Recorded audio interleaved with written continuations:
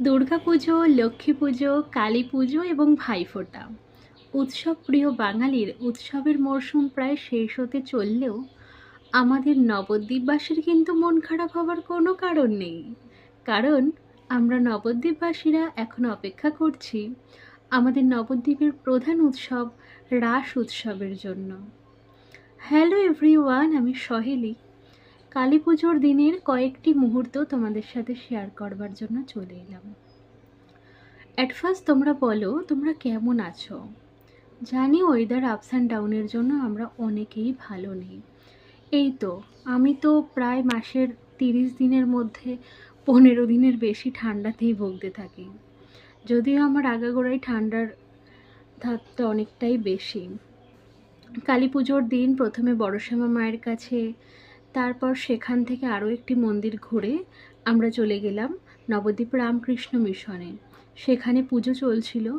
পুজোকালীন সময়ে আমরা মাকে দর্শন করে নিচে নেমে একটুখানি মোমবাতি দেখিয়ে তারপর সেখান থেকে আস্তে আস্তে বেরিয়ে গেলাম। তবে এ প্রসঙ্গে বলে রাখি, আমি তো ভীষণ রকমের নেচার লাভার।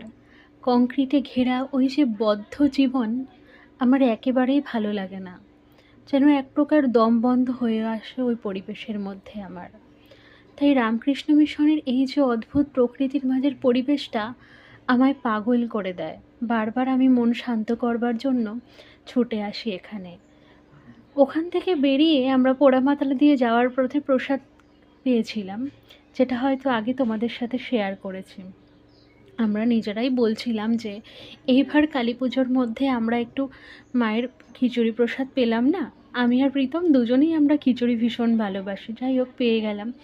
তবে আমার এই দিন এত সাংঘাতিক পরিমাণে মাইগ্রেনের পেন হচ্ছিল, জাস্ট বলে বোঝাতে পারতাম না। তো ওখান থেকেই আমরা একটি মেডিসিন শপে গিয়ে আমার জন্য কিছু মেডিসিন নিয়ে তারপর চলে গেলাম মা গোমশ্বরী কালীর কাছে। সেখানে গিয়ে মাকে দর্শন করে খুব ভালোভাবে সেখান থেকে বেরিয়ে গেলাম। তারপরেই হয়ে গিয়েছিল আমার মায়ের সাথে দেখা।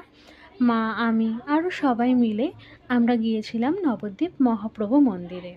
মন্দিরে পৌঁছানো মাত্রই আমরা দেখলাম আরতি চলছে। আরতি শেষে ঠাকুরমশাই আমাদের দিলেন শান্তির জল। এনিওয়েজ, ওখান থেকে ব্যাক করবার পথে আমরা দেখলাম রাস্তায় স্বয়ং নন্দী মহারাজ দাঁড়িয়ে রয়েছেন। এই ভিড়ের মধ্যে মানুষজন তো নন্দী মহারাজকে দেখে একটু ভয় পাবেই, বলো না? তবে আমি কিন্তু ভীষণ পরিমাণ সোডা লাভার। আমি যখন দেখলাম একটি সোডার স্টল রয়েছে, আমি হয়তো আর নিজেকে আটকাতেই পারলাম না। ভাইয়ের জন্য এবং আমার জন্য দুটো ফ্লেভারের সোডা নিয়ে